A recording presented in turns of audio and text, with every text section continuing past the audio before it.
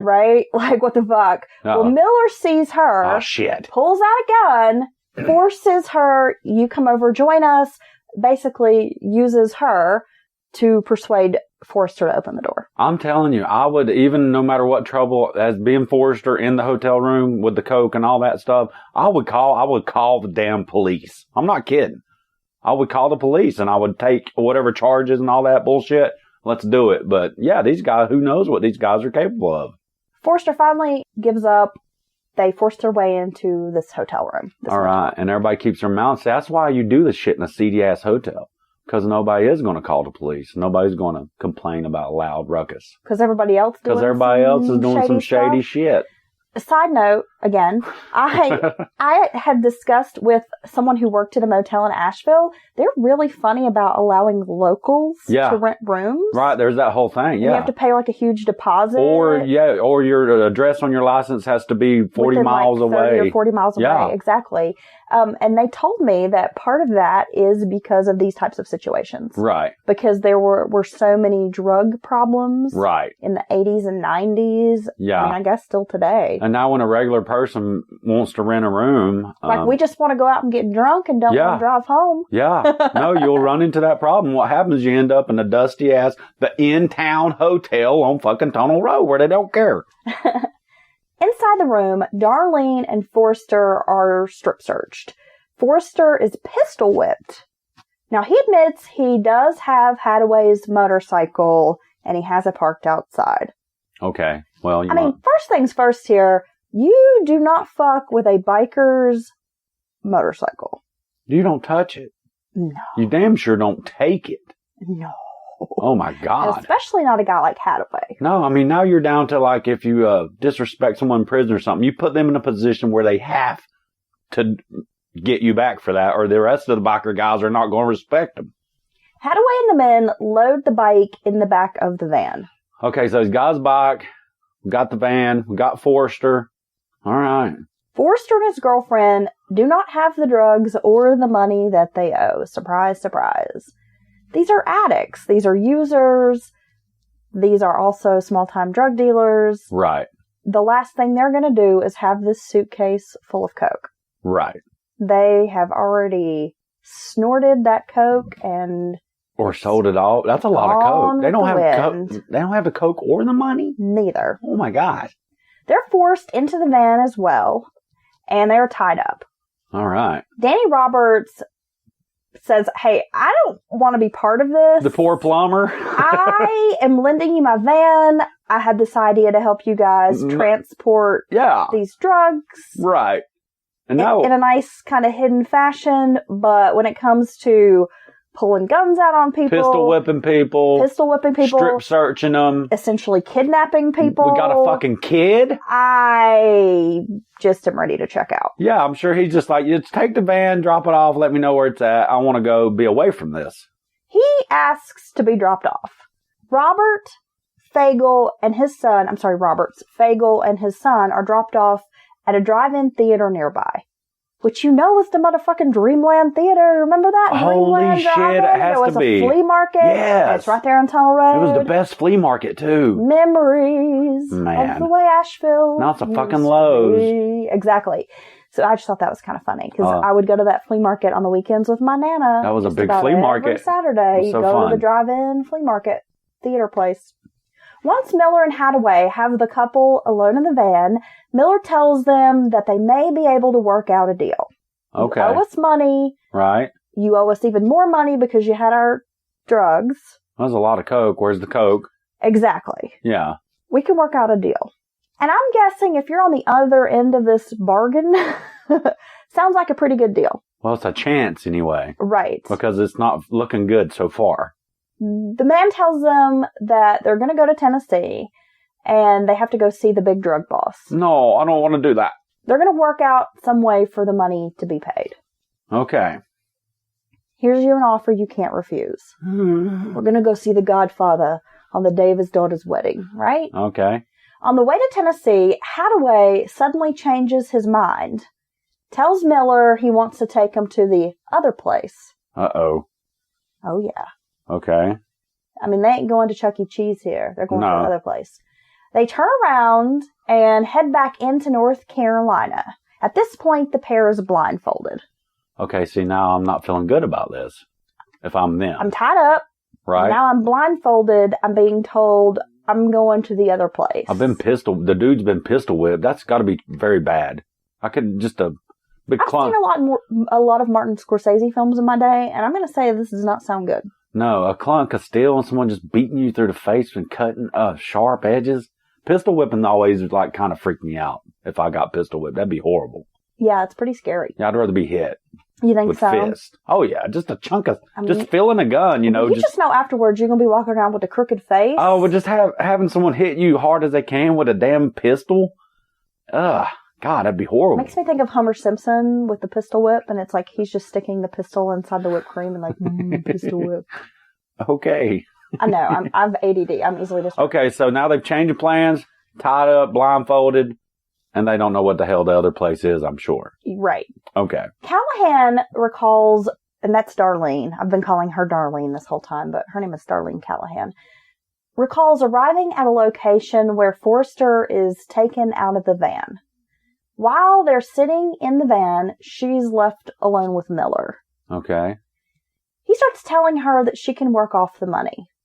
If the decision is that Forrester is allowed to live, they'll let her live. If Forrester fucks up his chances, then she's going to die. Okay. Wow. Thanks for connecting me to him. She's crying and scared. Right. Out of her mind. Miller tells her that maybe they can take her to Chicago where she can work off some of the money. Okay. Maybe they just need like a secretary or something up there. Miller's like, in about a year, your debt will be paid off and we'll let you go. So you guys just want me to like be your personal assistant and like run errands and things? Is that what you need? Darlene agrees to go to Chicago and work as a prostitute. Fuck. And she's already been doing this in Asheville, but I guess she says okay because she's just trying to live. The other option. Yeah. When Hadaway returns, Miller informs him that she can be used in Chicago and that she agrees to go work off the debt. Okay. The pair drives Darlene up to Chicago. Miller has sex with her, which, let's face it, he rapes her several times on the drive up. Which is another horrible thing. Once they arrive, the fellas introduce Darlene to a man named Marty Curran. And Curran is an Outlaw Motorcycle Club member. Okay. He is a big-time biker. Right. And you're just going to take me straight to a sex ring in Chicago. And yet another tendril of this, or is it tentacle? Yes, another branch of this criminal organization. I mean, this is a full-blown, that's what blows my mind about the story. Full-blown, these guys are real. These guys are not petty criminals. No, they're not. Just to give you a little background, a little history lesson, if you will, motorcycle clubs can be divided into two groups. We kind of touched on this in the first episode. You have the conventional motorcycle clubs, the kinds who do the toy runs. Drinking beer, camaraderie, brotherhood. Probably work a regular 9-to-5 job. Yes. They're kind of the weekend warrior types. They do a lot of good things for the community. Yeah. Yes, and great guys. It's really just kind of a way to pal around, to get out, hit the open road. You bring your wives. Yeah. Your girlfriends. Everybody's having a good time. Right. And then you have the deviant group. Okay. The 1%ers, as they are called, in the United States are involved in international criminal networks dealing in narcotics, human trafficking, which we are discussing right now. Yeah, all extortion, kidnapping, firearms, money laundering, you name it. Criminal organization. It's just like the mob, except they're on bikes. In the United States, there are 4 major players in the motorcycle club crime circuit. Now, of course, there are lots of clubs. Right. But the big to-do here in the U.S., you've got the Hells Angels, the Banditos, Pagans, and the Outlaws. Oh. Now, the Outlaws Motorcycle Club was founded in Chicago in that area around 1935. Their motto is, God forgives, outlaws don't. I mean, these are some bad mamma jammas. There you go. I'm going to kill you.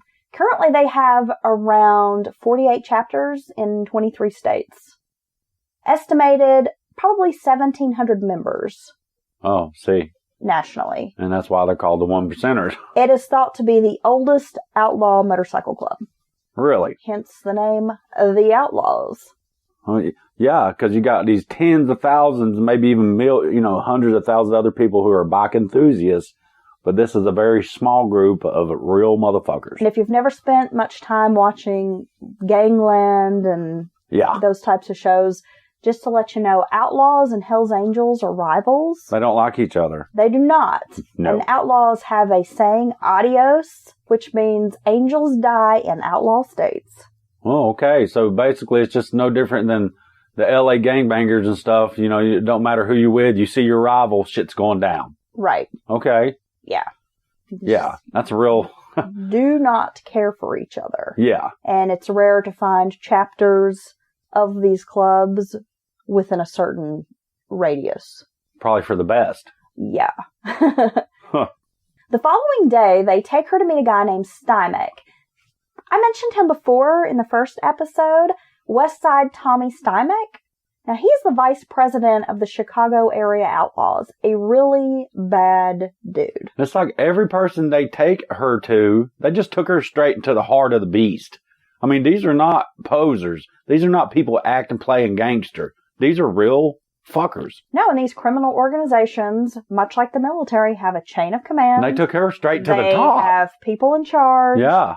Yeah, they ain't fucking around. No, and Stimac takes Darlene to another outlaw, George Burroughs. He is Canadian. Huh? Hey, I'm an outlaw biker, eh? Instead of like the leather jacket, does he just wear like a denim? He's got the Canadian tuxedo. Yeah, he pulls out like a suitcase full of maple syrup. Exactly. Talking about his high quality maple syrup. It's been smuggled in. Yeah.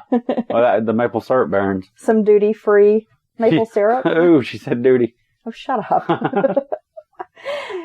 George Burroughs is a Canadian outlaw. He had been supplying Miller and Hadaway with Canadian Blue Valium.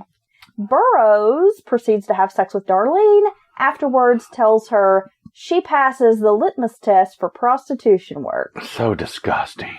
I mean, I really don't know what test you would have to pass to be a prostitute, but okay. I'm sure she was so relieved. Maybe at least she can be like, well, okay, they're going to let me stay alive. She was like, that's right, this pussy's certified. It's a weapon of mass destruction. It's the bomb. You think she was saying that shit? No, she's probably crying because she's been raped multiple times at this point. I'm just joking around about you passed the test. It's like, what fucking test? I know. Who the fuck you supposed to be? I mean, goddamn. Anyway. Yeah. Okay. So the pair then drive her to Stimac's house, which is in Hinsdale, Illinois. They introduce Darlene to Tony Summers, Stimac's old lady. Oh, hey. A female, maybe we can be friends. Tony Summers works at Club Algiers, a strip club where many of the dancers double as sex workers. While staying at Stimac, she is forced to have sex with Burroughs again, Stimac and Summers, as well as other outlaws who drop in and out of the house. She's not my friend. She's a rapist just like them. At some point, she spends a week at an outlaws training compound in Indiana. Oh my God. During this time, Darlene witnesses many underage girls hanging around having sex with bikers. Most of them are using drugs.